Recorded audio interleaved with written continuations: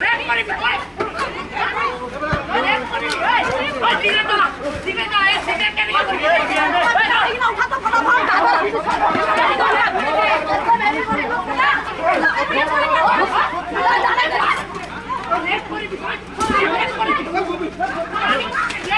तो ले ले पकड़ मोबाइल तो ले ले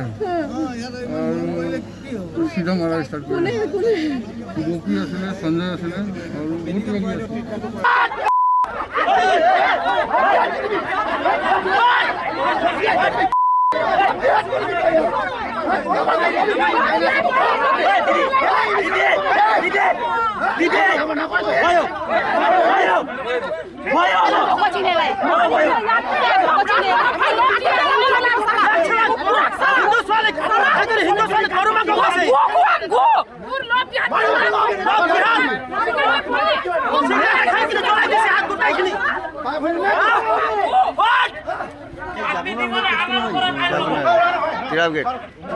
লাগি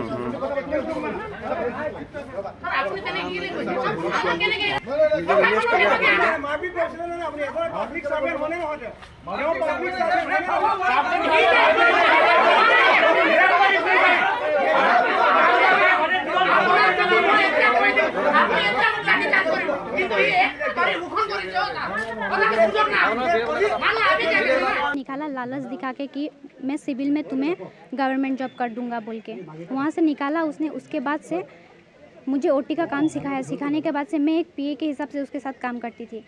उसके बाद से उसने धीरे धीरे करके मुझे काम सिखाने के बाद से उसने मुझे एक दिन ऐसा वो करके बुलाया ओटी है बोल के। उसके बाद से मुझे उसने एक नशा का कुछ खिला के उसके बाद से उसने मेरे साथ मिस वीडियो बनाया। उसके बाद से वो वीडियो दिखा के मुझे उसने ब्लैकमेल किया। ओटी में भी ब्लैकमेल किया, सब जगह पे ब्लैकमेल किया उसने मुझे वही वीडियो दिखा के।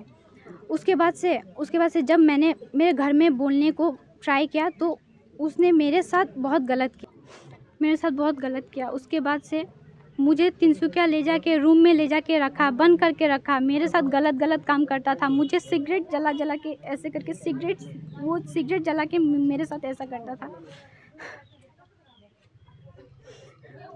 आप अभी क्या चाहते हैं? मुझे न्याय चाहिए और कुछ नहीं। আজি আপোনালোকে গম পাইছে মাৰ্ঘেৰিটা চিভিল মেডিকেলৰ ডক্টৰ আলামৰ ওপৰত আজি এটা কেছ ৰুজু হৈছে আৰু আমি আজি যোৱা 3 মাহ ধৰি এই কাণ্ডটো হৈ আছিলে। আমি জনা নাছিলোঁ।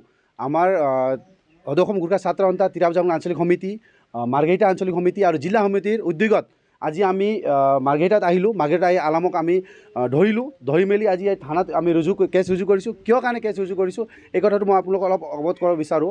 কাৰণটো কি হ'ল, আজি 3-4 মাহ আগৰ কথা।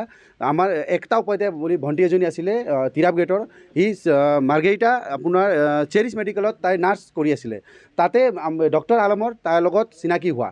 তাৰ পৰা ডক্টৰ আলমে তাক লোভ দি তুমি কাম বহুত জানা, ছোৱালী, তুমি ইয়াত বহি এই প্ৰাইভেট মেডিকেলত বহি নহ'ব, তুমি অলপ কাম জানা, তুমি অলপ আগবাঢ়ি আহিব লাগিব, তুমি মোৰ লগত চিভিল মেডিকেলত আহা, তোমাক মই কামো শিকাম আৰু অনাগত দিনত তোমাক কাম শিকাই তোমাক মই চৰকাৰী চাকৰি দিম বুলি প্ৰলোভ দি মেলি ছোৱালীজনীক তাৰ পৰা মাৰ্ঘেৰিটা চিভিলত আনিলে। মাৰ্ঘেৰিটা চিভিলত অনাৰ পিছত ছোৱালীজনীক তাই অ'টিত ভৰালে। ছোৱালীজনী অ'টিত ভৰাই তাৰ পিয়ে নিচিনাকৈ তাক কাম কৰাই আছে। ছোৱালীজনী ভাবি আছে হয় মই অনাগত দিনত মোৰ চাকৰি হ'ব বুলি তাইৰ কথা মতে তাই চলি আছে। তো কেতিয়াবা কি কয়, মোৰ অ'টি আছে ৰাতি আহ, কেতিয়াবা অ'টি আছে দিনত আহ, তাক নিজৰ গাড়ী দি ড্ৰপ কৰে, অনা নিয়া কৰে। তেনেকুৱা কৰি এদিন কি হ'ল, আমি ভণ্টিজনীৰ পৰা আমি জনামতে এদিন কি হ'ল, ডক্টৰজনে কিবা এটা জুচ খোৱালে তাইক। তো জুচ খোৱাৰ পিছত ছোৱালীজনী একদম ছোৱালীজনী কমতে চেন্সলেছ, একো নাজানে। তাৰপিছত কিছুমান কথা এনেকুৱা ছ'চিয়েল মিডিয়াত ক'ব নোৱাৰে, কিন্তু মই অলপ কথা ক'ব বিচাৰোঁ আপোনালোকক। চেন্সলেছ হোৱাৰ পিছত ছোৱালীজনীক তেখেতে কিবা অশ্লীল ভিডিঅ' এটা বনালে। এই ভিডিঅ'ৰ যোগেদি চাওক, আজি ঢেৰ আমাৰ জনতাই বুজি পোৱা নাই। মানুহে ভাবিছে ছোৱালীজনী ভুল আছে, কিন্তু এনেকুৱা নহয়। এই ভিডিঅ'ৰ যোগেদি ভিডিঅ' দেখাই তাক ব্লেকমেইলিং কৰি আছে। এই ভিডিঅ' দেখিছ, যদি এই ভিডিঅ' মই ভাইৰেল কৰোঁ তোৰ কি অৱস্থা হ'ব?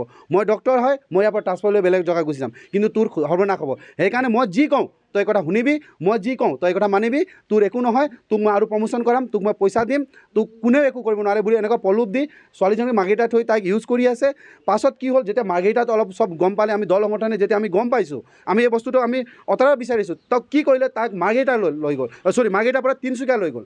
তিনিচুকীয়াত লৈ এটা ৰুমত তাইক বন্দী কৰি থ'লে, তাৰ মোবাইল অফ কৰিলে। ঘৰৰ মানুহ হাৰাস্তিকে তাক বিচাৰি আছে। আমি সদৌ অসম গোৰ্খা ছাত্ৰ সন্থা তিৰাপ জামুন আঞ্চলিক সমিতি, মাৰ্ঘেৰিটা আঞ্চলিক সমিতি, জিলা সমিতিয়ে বিচাৰি অৱশেষত ছোৱালীজনীক আমি ৰিকভাৰী কৰিবলৈ সক্ষম হ'লোঁ। ছোৱালীজনীক ৰিকভাৰী কৰি ঘৰত আনিলোঁ। তাহাঁতৰ ঘৰৰ ফেমিলিত ঘৰত আনি থোৱাৰ পিছত এদিন দুদিনলৈকে ছোৱালীজনী হোচত নাই। ৰাতিপুৱা উঠি, এজন হিন্দু ছোৱালী হয়, ৰাতিপুৱা উঠি প্ৰথম দিনা তাই নামাজ পঢ়িলে। প্ৰথমে দুখ লগা কথা এইটো ক'বলৈ চাওক, নামাজ পঢ়িলে। পিছত যেতিয়া তাক 2-3 দিন পিছত তাক পূজা পাঠ কৰি যেতিয়া তাক লাইনত অনা গ'ল, ছোৱালীজনী যেতিয়া ৰিকভাৰী হ'ল নিজৰ ঘৰত অহাৰ পিছত, তেতিয়া ছোৱালীজনী নিজৰ ষ্টেটমেণ্ট এদিনকৈ কৈ অৱশেষত এনেকৈ ক'লে, যোনটো আমি একদম সহ্য কৰিব নোৱাৰিলোঁ। সহ্য সীমা পাৰ কৰি দিলে, সহ্য সীমা চেৰাই গ'ল। তাৰপিছত আমি মজবুৰ হৈ আজি মই ওলাই আহিছোঁ। আমি তিৰাপ জামুন আঞ্চলিকৰ গোটেই আমি দল সংগঠনৰ আমি ল'ৰাবোৰ ওলাই আহিছোঁ। মাৰ্ঘেৰিটা আঞ্চলিক সমিতি আছে আৰু জিলা সমিতি আছে। তো ওলাই আহি আমি ডক্টৰক আমি চিভিল মেডিকেলত ৰিকভাৰী কৰিলোঁ। তাক 2-4 চৰ লাগি গ'ল। চাওক, এইটো চিম্পুল কথা, 2-4 চৰ খোৱা এইটো চিম্পুল কথা হয়। যেনেকুৱা কাণ্ড সি কৰি গৈছে, এনেকুৱা কাণ্ড অনাগত দিনত যাতে নকৰে, সেইকাৰণে 2-4 চৰ তাক লগোৱা গৈছে।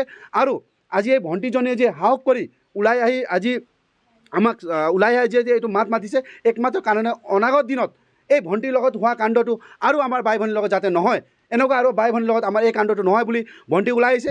আৰু আমি সদৌ অসম গোৰ্খা ছাত্ৰ সন্থাই আমি এইটো সকাই দিব বিচাৰিছোঁ। এনেকুৱা ডক্টৰ, এনেকুৱা পাখণ্ডক, ডক্টৰ ক'ব নাই, এনেকুৱা পাখণ্ডক আপোনালোকে এই মেডিকেলত আৰু অনাগত দিনত নথ'ব। আৰু যদি কোনোবা ডক্টৰ এনেকুৱা থিংকিং লৈ, এনেকুৱা মানসিকতা লৈ যদি ইয়াত আছে, আপোনালোকে সকাই দিব বিচাৰিছোঁ। এনেকৈ যে আপোনালোকে ট্ৰিটমেণ্ট নকৰিব।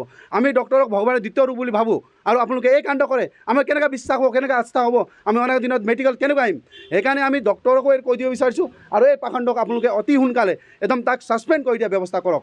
আৰু আমি পুলিচ প্ৰশাসনক কেছ ৰুজু কৰিছোঁ। আৰু আমাৰ দৃঢ় বিশ্বাস, এই পুলিচ প্ৰশাসনে আমাৰ এই কেছক জটিল এই ল'ব আৰু অনাগত দিনত এই ভণ্টিক ন্যায় দিব বুলি আমি আশাবাদী। যিকোনো খবৰৰ বাবে যোগাযোগ কৰক 7099017330 লগতে 7099017110 নম্বৰত।